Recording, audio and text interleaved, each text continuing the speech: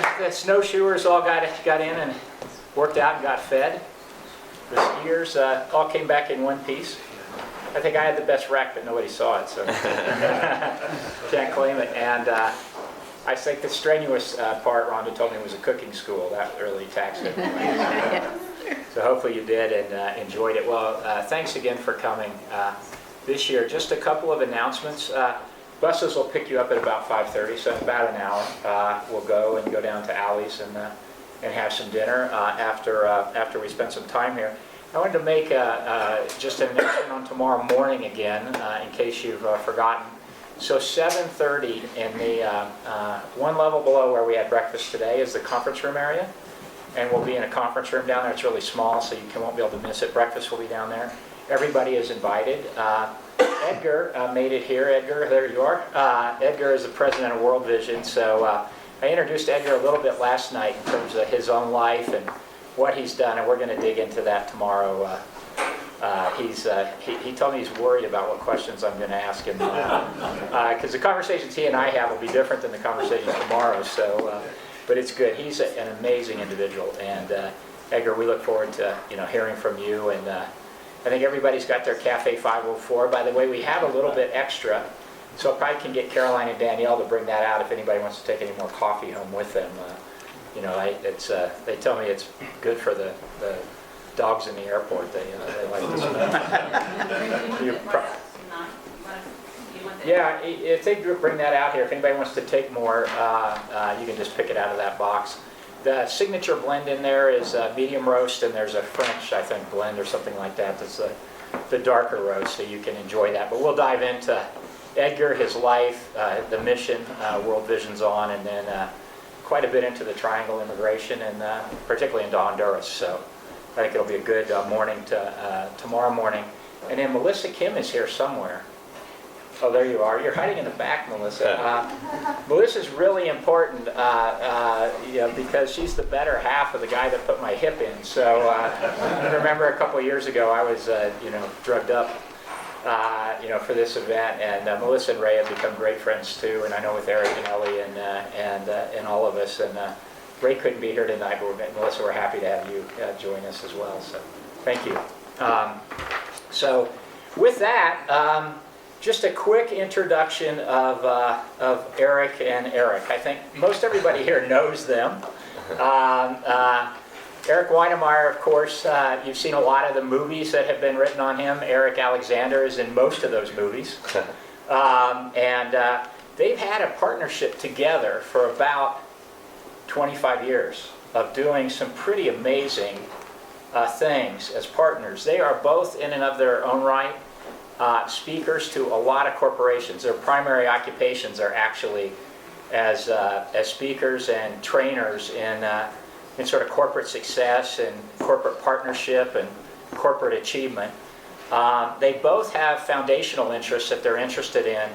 Erik with No Barriers, and some of you have actually been to No Barriers events and participated in those. They're quite amazing, and in helping people, it's exactly what it sounds like, helping people achieve their full potential and not be limited by anything in their life. And there's probably no better example of not recognizing any limitations. Maybe it's a crazy example even than Erik is. And both these guys are dear friends of each other, and quite frankly dear friends of Rhonda and I's as well. And we're lucky to have Amy here with us. You met her last night, but even more important are the twins, Karis there, and Ari. Where are you, Ari? I don't see you, but I'm sure you're down there somewhere. But they're special girls, and we've known them, I think, since they were 3.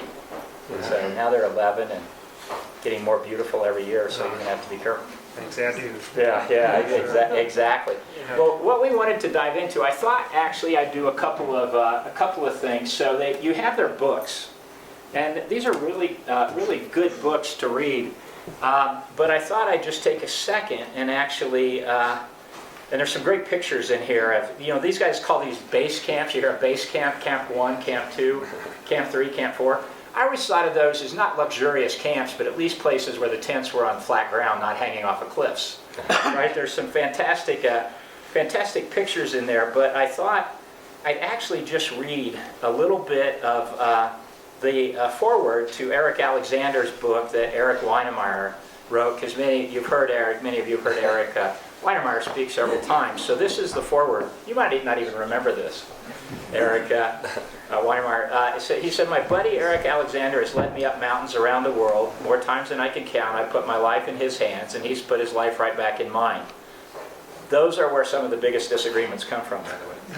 He's tied himself to me on a rope, and we've moved together up steep 3,000-foot ice faces. He's talked me over snow bridges the width of my boot, with gapping crevasse below. He even guided me on skis down the tallest summit in Europe, where his every word meant the difference between me skiing safely down the mountain and hurtling into space. He's humble, earnest, and an unassuming guy with a dry wit who would go to the ends of the earth for a friend. In fact, he did. He linked his fate to a blind guy on a dream to do something most thought was crazy. We've experienced a lot together, horrific storms, incredibly challenging days, and even some tragedies and near disasters. After all that history, a dozen years of the highest highs and the lowest of lows, I can empathetically say there's no one I'd rather be stuck with a tent with at 20,000 feet as hurricane force winds rattled the tent poles, and nobody in the world I respect more than Erik. I thought that was just a great tribute to the partnership that you guys have. Well, let me sort of ask. Erik wrote that. I just signed it. Let me ask it just a quick. It tears me up to read that. Just knowing both of you guys. Let me just ask a quick question. How did you guys ever meet in the first place? You know, what brought you together? When was it? How did it happen? You going to say that?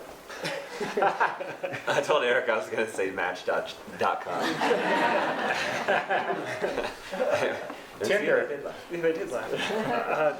We met here, actually, Greg, and I was living down in the Avon. I had a roommate who was in a wheelchair, still is, and anyways, he and Erik had been skiing out together, and my roommate, Daryl is his name, invited Erik to come and crash at our place. I came home from work, opened the door, and I was greeted by Seago, his former German Shepherd, who was huge, had this big old head. I opened the door, I saw this German Shepherd, I thought surely I opened the wrong door. This can't be my place. But went back in and saw Erik, we started a conversation. He started talking, saying he was a climber. And I thought, but let's see where this goes. And I thought for sure he meant hiker. And the next thing you know, he gave me a little bit of his resume, and I invited him to go ice climbing out in East Vale. There's vertical frozen waterfalls. And our first climbing trip was out there. I picked something easy for the first one. Erik cranked right up it, moved over to the next waterfall, it was a little harder. Next thing you know, we're on something that's about as big around as one of these timbers, and just as vertical.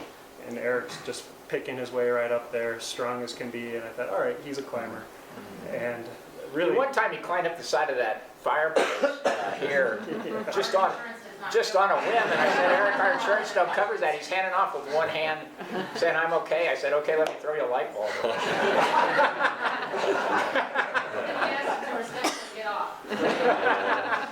So yeah, that was our meeting back in the 90s, the beginning of our friendship. And I think what I liked most about Erik was just his sense of humor, and that he would make me laugh, that he'd pick on me, and he still does.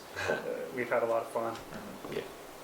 I think of you guys a perfect, at least from my perspective, knowing you, a perfect kind of alpha and omega of your partnership is a mountain called Amadablam, right? Where you had an experience on there, I think, early on in your time together, early in your relationship, that was quite profound, and you just summited Amadablam in November together. Yeah. In a little bit less traumatic fashion. Could you tell the story, that kind of round trip of your partnership, and maybe a little bit about what you learned about your partnership and about your, each other during that, your teamwork during that time? There's a lot of logic, actually, to the idea that we got crushed on this mountain when we were 31. So now that we're like 50, 51, that we're gonna crush it. But we did have success. Back in 2000, do you want to tell the story? Anyone? Yeah. A little backstory on that is we were climbing a peak here in Colorado, a 14,000-foot mountain, one of the more challenging ones, called Capitol Peak. And it was in August, and of course we got snowed out. We didn't make the summit, but it was on our descent when Erik broke the story that he wanted to climb Everest. And before we go, we're going to do this mountain called Amadablam, and then he said, maybe you'd want to be on that team. And I had always held Everest as this dream that I never thought would happen. And so this was a kind of an entry to maybe achieving that dream. And so it was probably maybe a year later that we were actually heading out to the Himalayas to try Amadablam. And we were using Amadablam as a practice climb. It's a really beautiful mountain. In a lot of ways, it's harder than Everest. It's steep and really challenging and super complex terrain, especially for a blind person. And it's such a, and climbers call it the most beautiful mountain in the world. It's Ama, which is mother goddess, and Dablam, which is jewel box or necklace. And so the mother stands with her arms out. One of the ridges is the one you climb. And then you get up to a Dablam, this kind of cornice, this overhanging cornice of ice that you climb up, which is the diamond, and to reach the actual summit on the crown. So it was kind of our dream to climb this thing in 2000 and use it as a practice climb for Everest.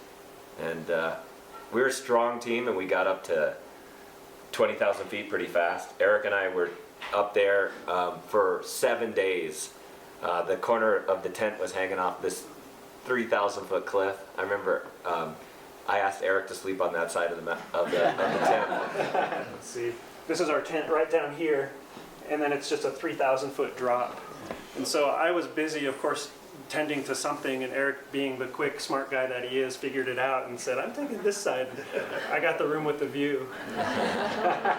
The interesting thing is that as we settled in this tent, the team said, all right, you guys are good. We're going down to get more supplies. And so the whole team went back 5,000 feet down to base camp. And when they got there, we didn't have really a good way of predicting the weather. A storm came in, and Erik and I were stuck together in that tent for a week until the team was able to rejoin us. And I had all these books on tape back then, on cassette. And so I was like hunkered down, ready to just start reading. And I said, Erik, did you bring a book? And he's like, no, I'm just going to contemplate. I'm going to think about my life and reflect. And look out on the beautiful mountainscape and just, think about the future and my potential. And I was like, okay, you do that. I'm going to read my book. And like within 10 minutes, he's like, what you reading? So we sat there listening to my book for 7 days, and with these storms coming in and out and never really giving, we'd get like a half an hour of like this sucker hole, maybe a little bit of sun, and so the team. To make the long story shorter, the team finally got up to us, and PV and a couple other climbers went up. They were trying to fix the route higher.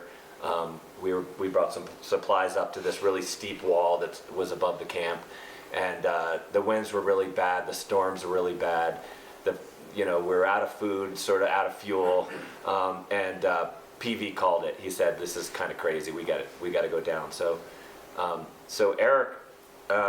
And PV and myself, we all went down, but it was such a bad storm. The whole mountain had changed from rock to snow and ice, and so PV and I climbed back up to the tent. We spent one more night actually up at 20,000 feet, and Erik went down the mountain, and maybe you should resume from there.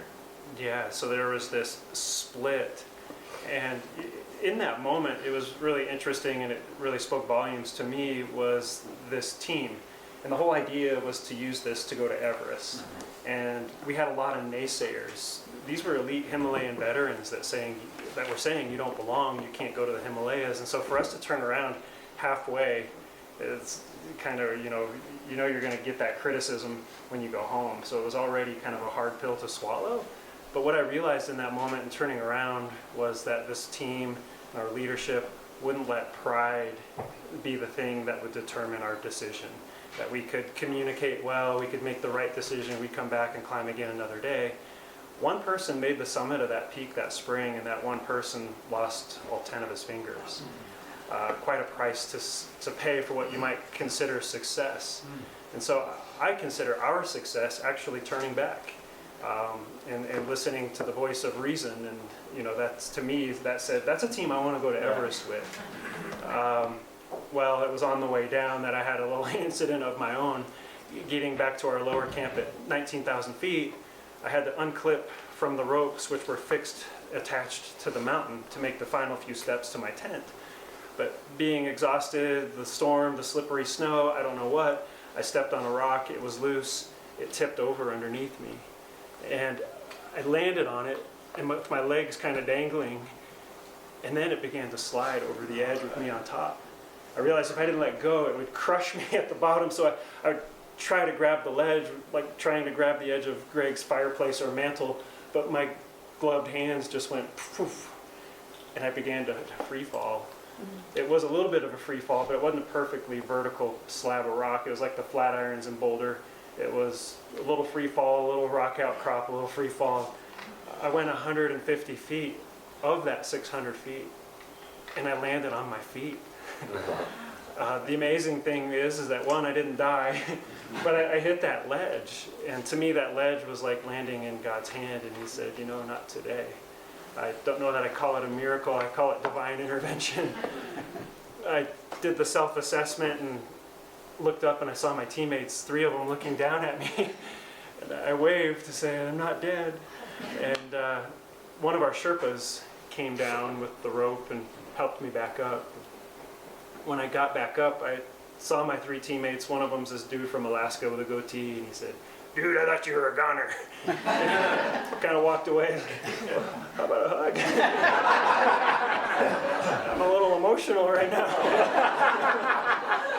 But he's kind of this tough backwoods dude. He's like, whatever, glad you're alive. Go get a snack, you know.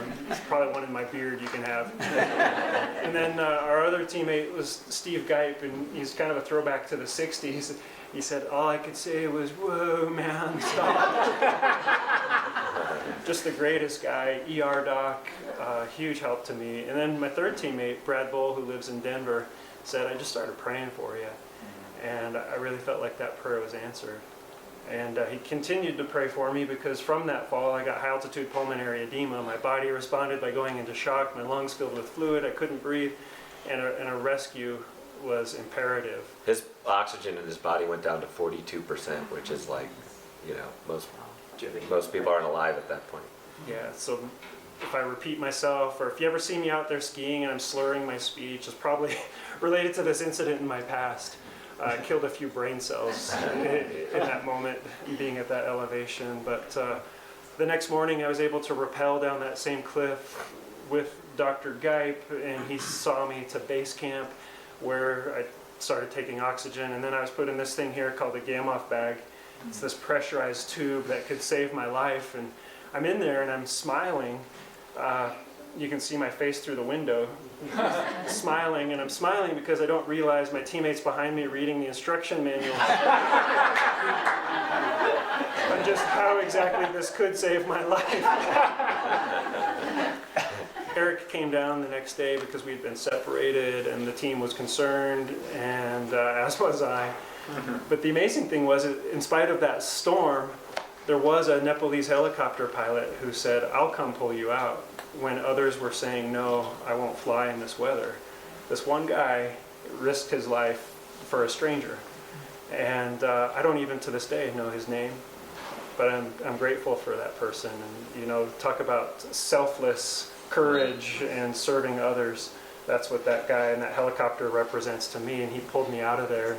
And as I flew out, I felt like the biggest loser on the planet, that I just let my friend down.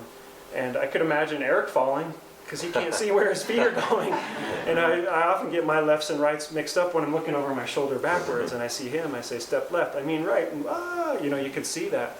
But I was the guy who was supposed to be the strong. They're like, Erik fell on the mountain. It's like, oh, the blind guy fell? No, actually.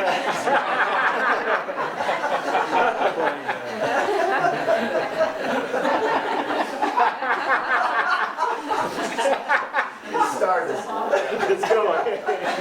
This only gets better. You got the score sheet. Anyways, I'm flying out, and I just felt like I had the letter L stamped on my forehead, and that Everest was done. You know, I wasn't really even thinking of that quite yet, But for me, that was just the beginning of this whole Everest story, and the element of faith too playing into it. Because I got home, I got an infection, I got pneumonia, I wasn't training like I wanted to, and then right here in East Vale, I lost my best friend. He died snowboarding. He had taken a shortcut. The number one rule, I think you know this from being in business too, is that you don't go alone. You don't get full of pride, you don't get too puffed up. You've always got someone to watch your back. And he got a little cocky, and this was my best friend. And he chose to go down this extreme terrain alone. He went over a cliff, he landed upside down, he suffocated, he froze, and he died. I found him the next morning. This guy was a prayer partner, he was a climbing partner, he was an encourager. He's the kind of person I would hope everybody in this room has in their life, to hold you up or to build you up. I've got my wife Amy, she sees me that way, as bigger and better than I am. And that's who Joseph was. It was an encouragement to me to live that same way, to encourage others to be bigger and better than they are, that they might see themselves. And 2 months before we were to leave to Everest, and the shock of that, I thought, I'm not going back, not with Erik, not in this condition.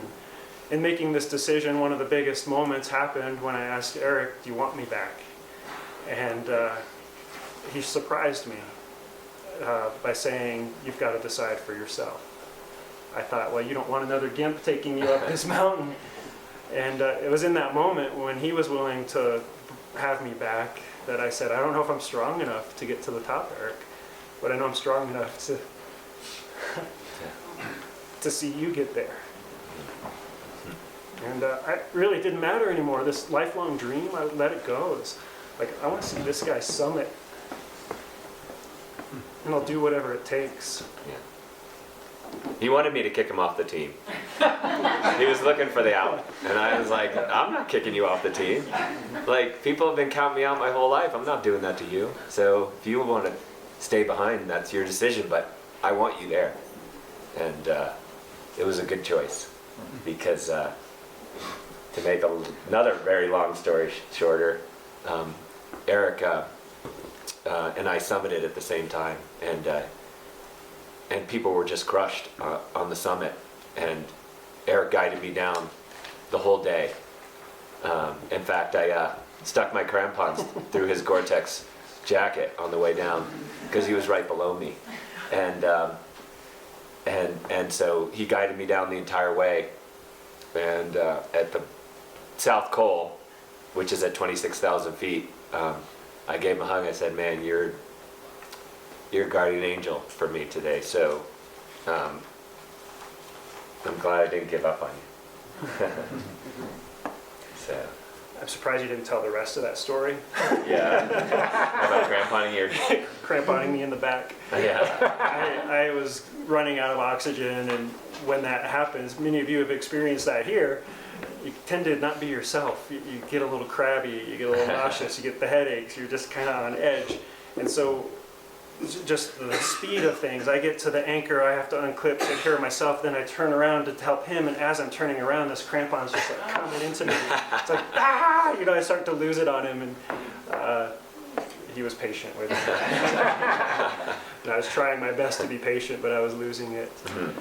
But it was an extraordinary finish, for both of us, really kind of overcoming fear and doubt to face Everest after what had happened the year before. Yeah. And then also overcoming those naysayers once again. There were a lot of them. A lot of them. Yeah. But I think the thing that happened to us on Amadablam, see, my theory is that I don't think teams and friendships and all that stuff that you're hoping for as part of these relationships, I don't think they just happen. I think that they're carefully built, they're consciously built. And so going to Amadablam and having that quote-unquote disaster, failure, whatever you want to call it, really brought us together as a team, because by the end of that trip, Erik and I, we trusted each other totally. Like, you're just there. You can link your fates and put your life in each other's hands. And not to say everything's always going to work out perfectly, but we had that trust. And we went through a barricade on the mountain, and it was by crossing through that barricade that we became a team. We were good climbers before that, but we weren't a team. And there is this sort of amorphous strength that happens underneath the surface, but you have to go through some stuff to become that team. So I know it sounds crazy, but I'm not saying I'm psyched that you fell, but it all worked out, and we were stronger because of it. There's so many teams on Everest and so many that were failing, and really what separated our team was this idea of believing in each other and supporting each other. I call it team spirit. In your world, you talk so much about teamwork and how important that is, and I liken that to an engine that's idling, but it's not going anywhere. It's efficient, it's good, it might be the best engine in the world, but until you put it in gear, nothing's happening. And so we were in gear, and that's what put us above so many other teams, was that team spirit, believing in each other. And we had 19 people on our team reach the summit out of the 21. And that was a world record. It was the most people from one team to reach the summit of Everest in a single day. So it was a crowded summit. You guys did an amazing thing with that. And I want to come back to Amadablam this year in just a second. But before we do that, and we're on Everest, when I met Erik Weihenmayer for the first time, Rhonda and I met him in Venice, Italy, at a Pepsi summit. And there were all kinds of people speaking. Deepak Chopra, Newt Gingrich, Tony Blair, you can about imagine the crowd that was there.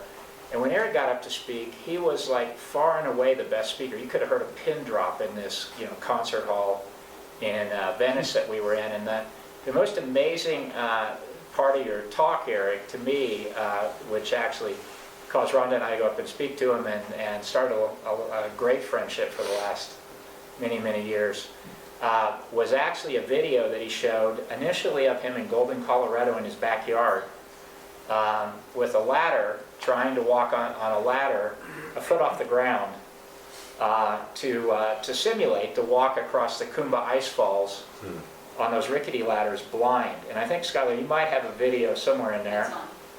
Is it on? Okay. Of the Kumba ice fall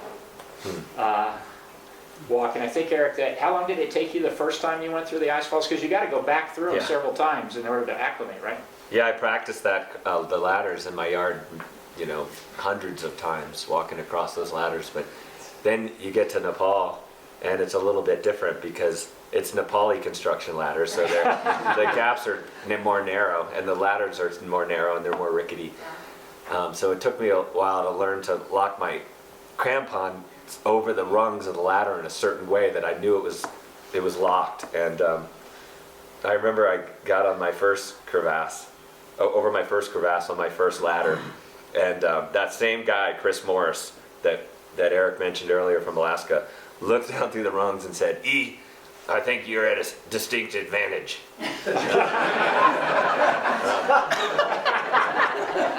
And so yeah, the first time it took me 13 hours to get through the ice fall, which is way too long because it's a really volatile place where there's ice collapsing.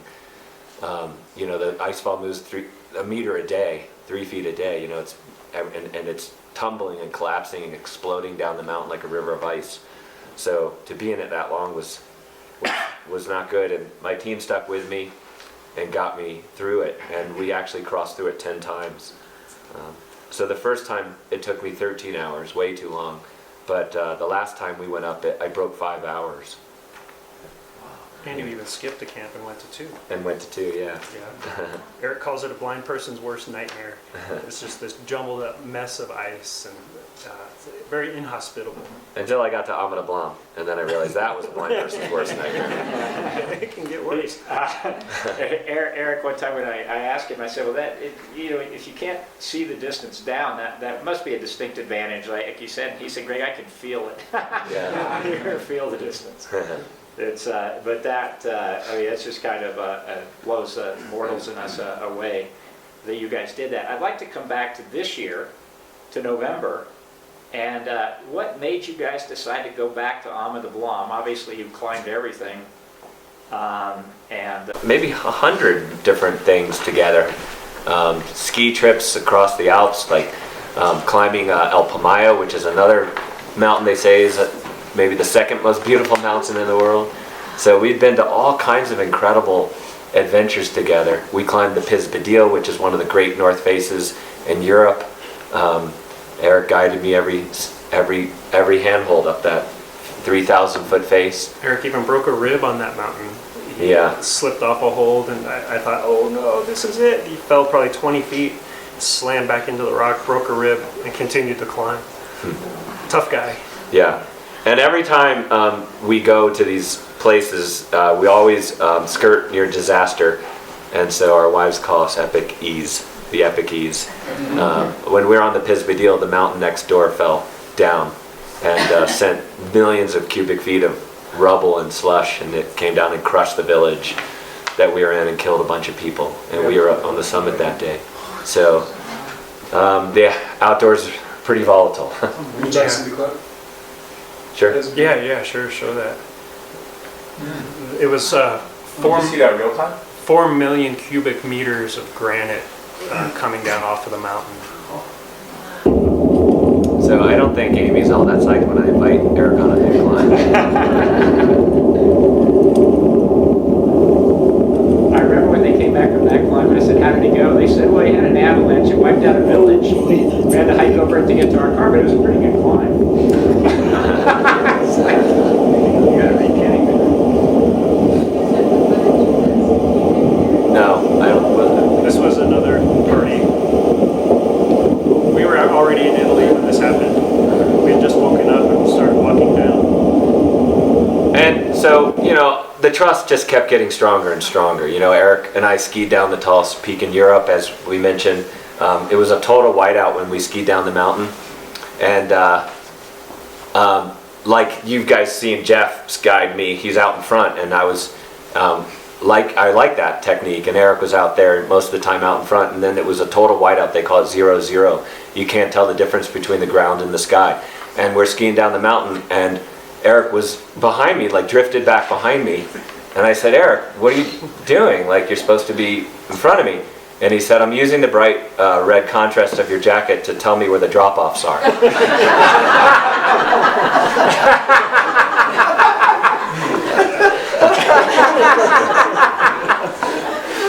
That's true. So now, back to 20 years later, we went back to Amadablam this year. I mean, I think for me it was like just a chapter of your life that's unfinished.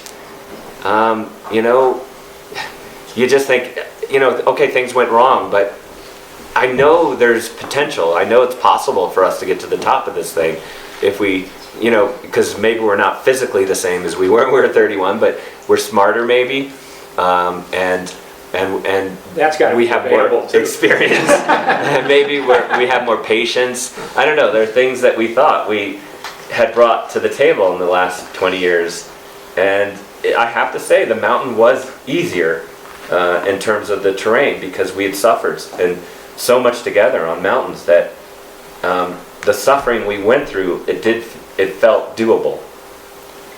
I think we achieved so many other things that coming back to this, there we are coming across. This is just above the place where I had fallen in the past, getting close to our higher camp.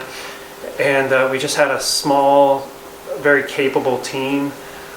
In terms of me in this mountain, I had a score to settle, I guess. I kind of made peace with it, but it was a blemish, and I wanted to clear that up and not let fear and doubt be the reason why not to go back, but to know, to look at our strengths and say we got this and have an accomplishment. And it was amazing. We were right on schedule, right up to the day we summited, the moment we summited, everything. And the view, we didn't have a great view on Everest, the clouds were rising, but here, just an incredible, I think the greatest view I've ever had. Looking right at Everest, there you go, seeing the high Himalayas all around you, and just this knife edge, this sheer drop on every side. You just felt like you were given a gift. It was great. I'm thankful to Erik for putting it together and making it happen and giving me that opportunity to redeem myself on this mountain. Me too. And you know, this mountain isn't like magical. It's not the most important mountain in the world. In fact, I'm really careful because I think that it's not that important.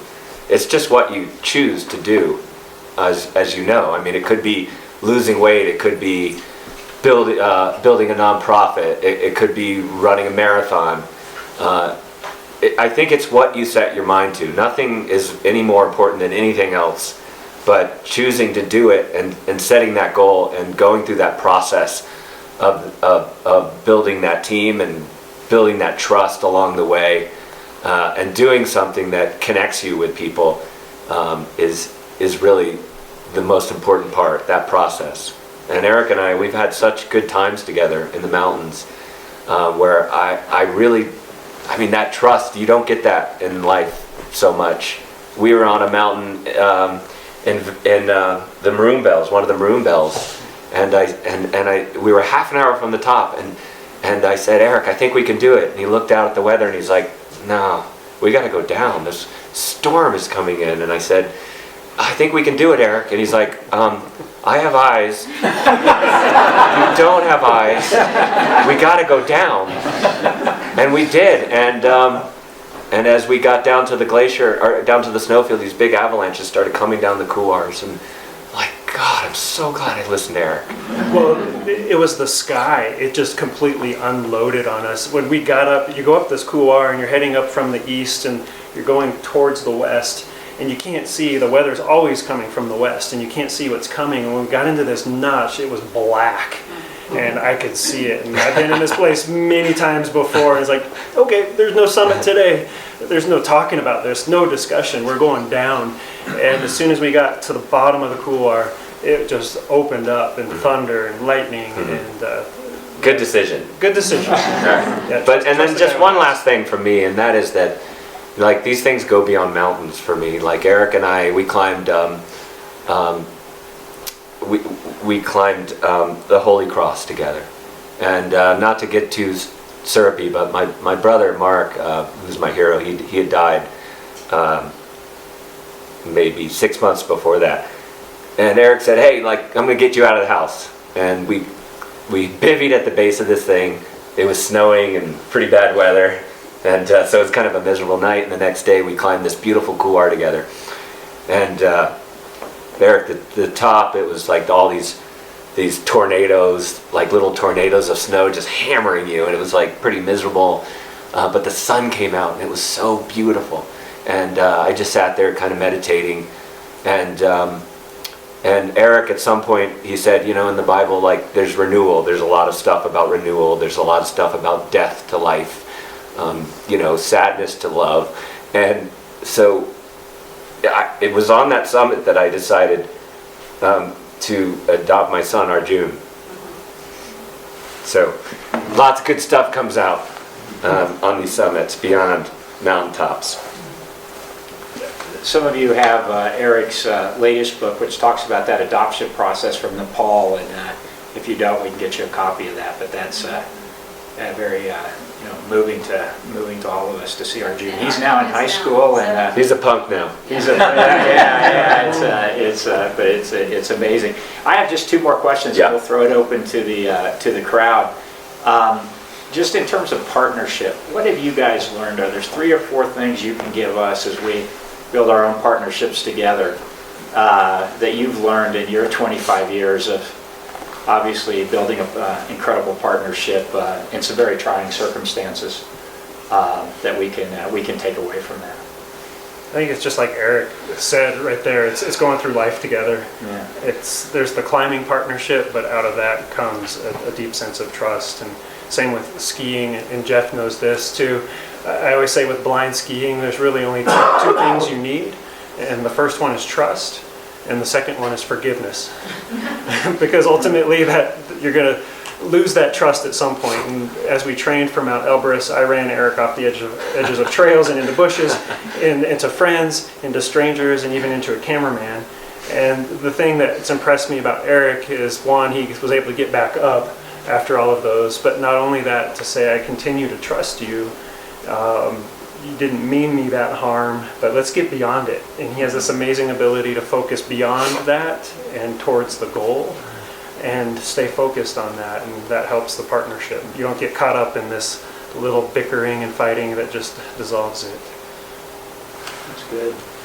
I think I've learned something that is sort of puzzling to me, because it's not always, like, I sometimes even avoid speaking about this in front of groups, especially business folks, because I know the pace of business is so fast, you move so quickly, and in the mountains you're roped together with the people around you. You're actually connected by a rope, so if you fall, you drag everyone down. If you summit, you can drag everyone to the top. I've been dragged to the top many times.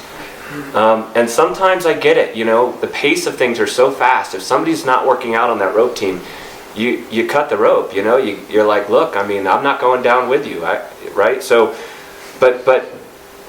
and I understand that from time to time you do have to cut that rope. You do have to say, hey, this isn't working out because we're all losing. But in my life, the times when I have hung on to people, like Erik, when he came to me and said, hey, you got to kick me off the team, and I said, I'm not doing that, because I knew Erik was the right person. I knew he had been through hardships and he had had a really crummy year, but I knew he was the right person.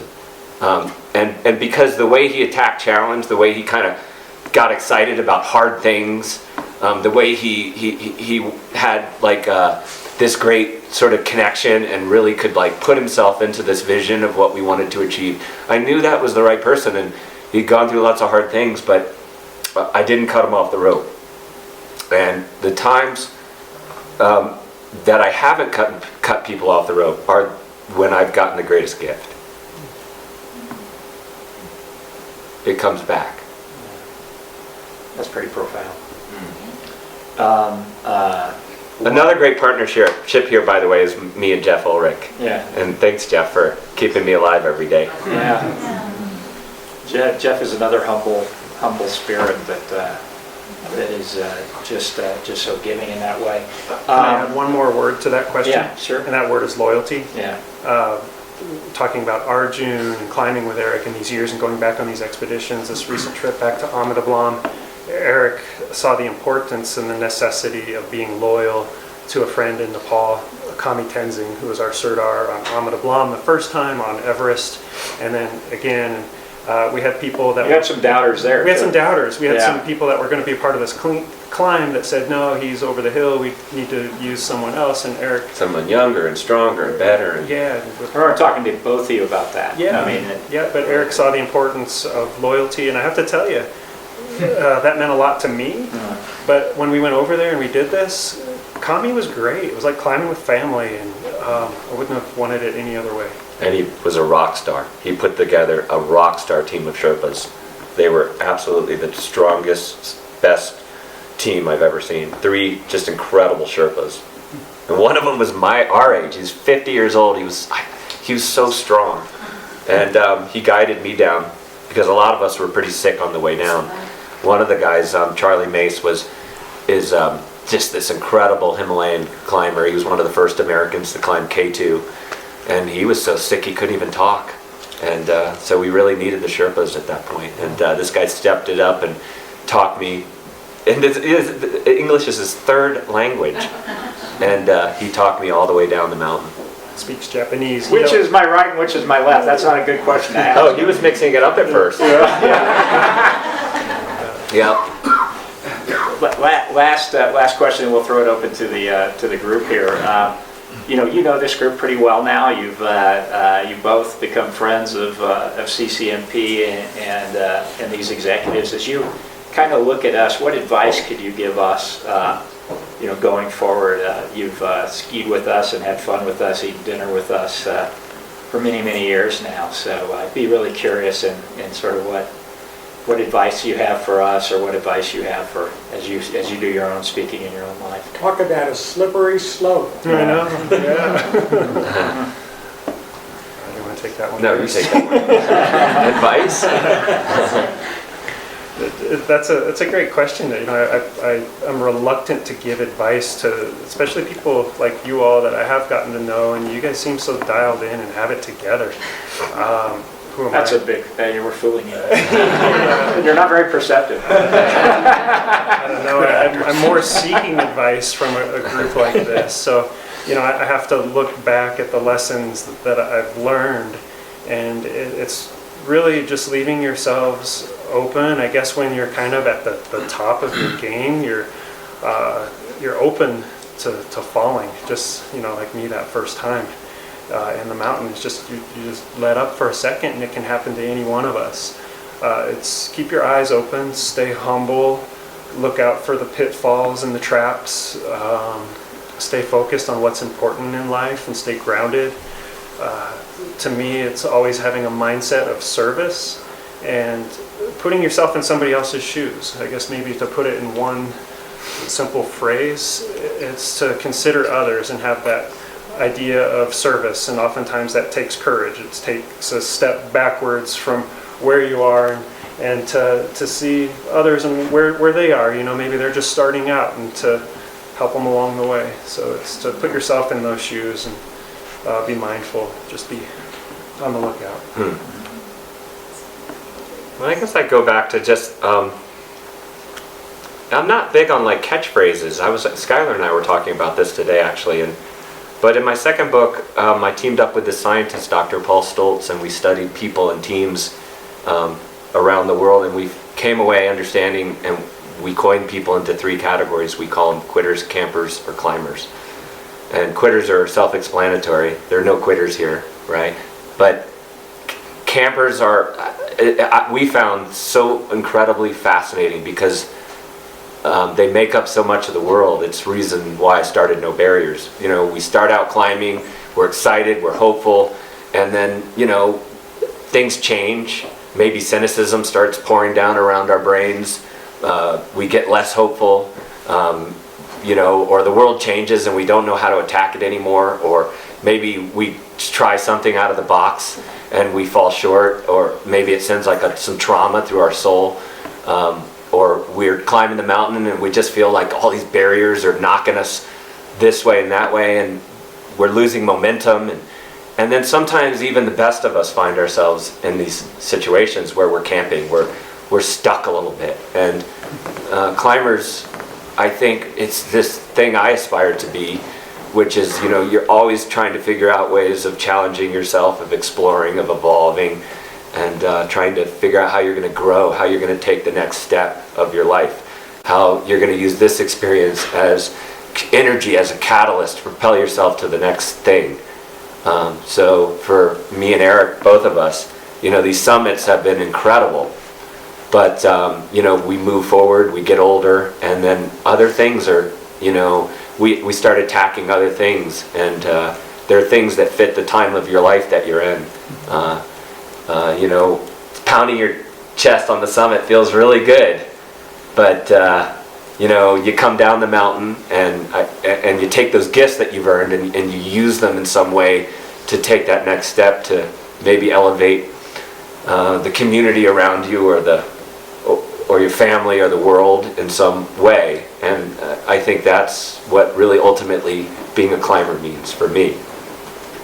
Erik, that's a great answer. It reminds me of both of you, the statement that you made, or somebody gave you advice when you came down from Everest, where he said, "Don't let this be the greatest thing you ever did."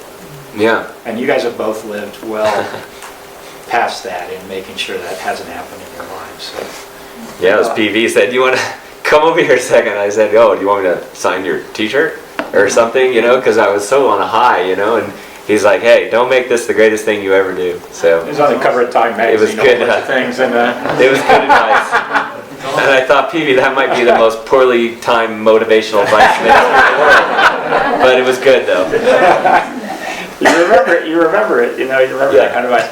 We have about probably 5 minutes or so till we have to gather coats. If anybody has any questions that they'd like to ask Erik and Erik, we could do that. Gordon? Well, first of all, congratulations to both of you, and what you've accomplished is phenomenal. And I can't help but thinking myself, in your situation with a family and so on, and how fear could easily paralyze you and turn you into a camper, right? And I think in life, fear sometimes can either be a motivator or it can be something that paralyzes you. And I guess I'd like to understand from you guys, how did you get over that fear of, like, I don't know how Erik does it every day, but and what he does, but after your fall and so on, man, you could have easily just said, I'm done, I can't do this anymore. So how did you get over that fear? What helps you get over that fear? I don't know that you really get over the fear. It doesn't quite leave, but there is a way to just put it in the back seat. I'm a person of faith, and that has a huge amount to do with it. Prayer and just a close relationship with God, and that enables me those steps, as well as my loving wife and family that prays with me and supports me in this, kind of gives me that strength and that courage.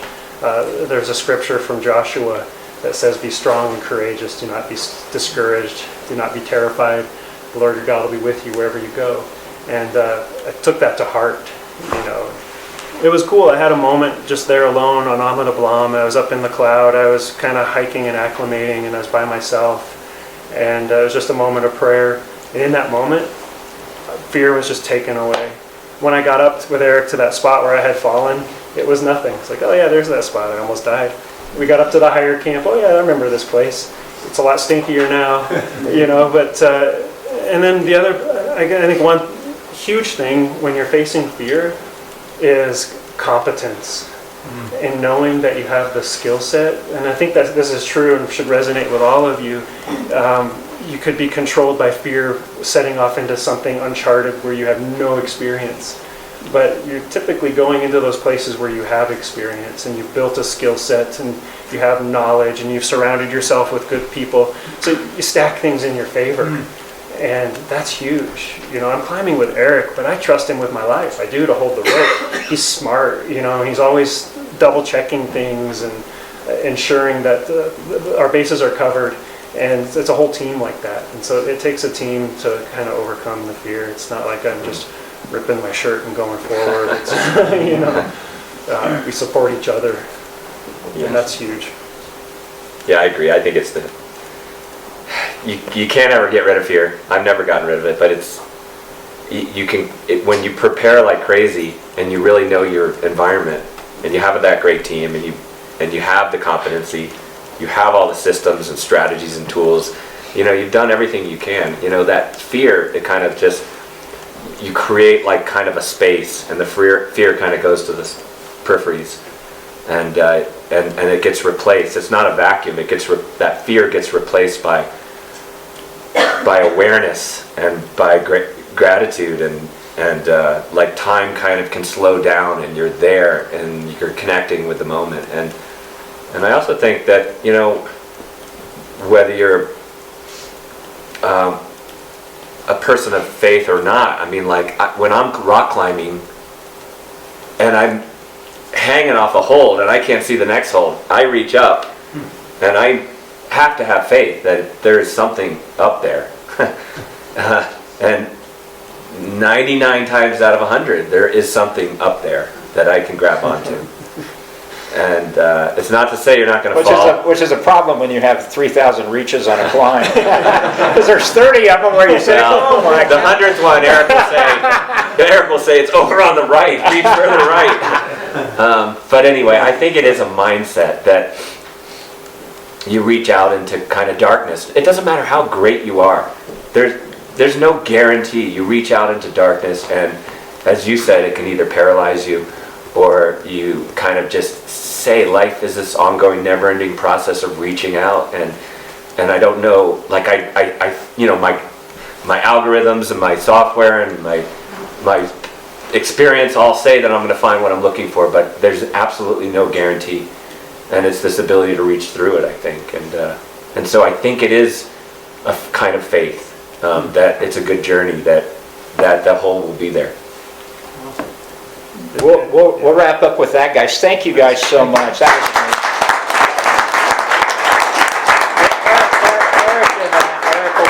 obviously, and Amy as well, and the girls throughout the weekend, so you can feel free if you have any questions. If you want to feel a little bit of what it likes to feel like, go uphill with those guys. You can come skin with us on Sunday morning early.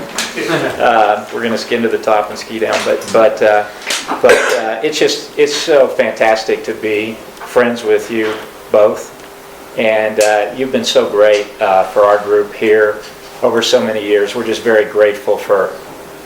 We can just get a little bit of a glimpse into what you're doing, and it makes us feel both very small and very courageous all at the same time. So you give us courage and motivation and break past our barriers. So thanks for doing that. And guys, I think the coats, Caroline and Danielle, have your coats up there. I imagine the buses, if they're not here, will be here, in a nanosecond. Yeah. Well, you know what? I gotta tell you. So, If anybody wants more coffee, I think it runs some. Okay, thank you for that. Oh, yeah, sorry about that. Where do the chairs go? Back in the closet? Yeah, you know what, if you want to stack those, I'll help you carry them up. I'm just going to put them in the garage, I'll put them away later. I appreciate that.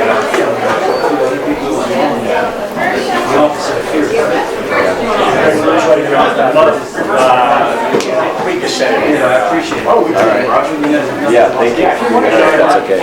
As we talk about that, it's not so much what happens when you fail or when you have hardship or when you're over there, it's how you respond to that. Yeah. And just thinking that you were starting this that much, and you've already kind of taken a step beyond here, like just do. I appreciate it. It's awesome. Thanks, guys. Hi, how are you? Awesome. Thank you for sharing, and I spent 20 years at the Procter & Gamble company, and so I used to make a couple times, and always very motivated. Those were great training programs. Those executive leadership programs. I think. That's right. Yeah. That's right. Yeah. So thank you for sharing. Awesome.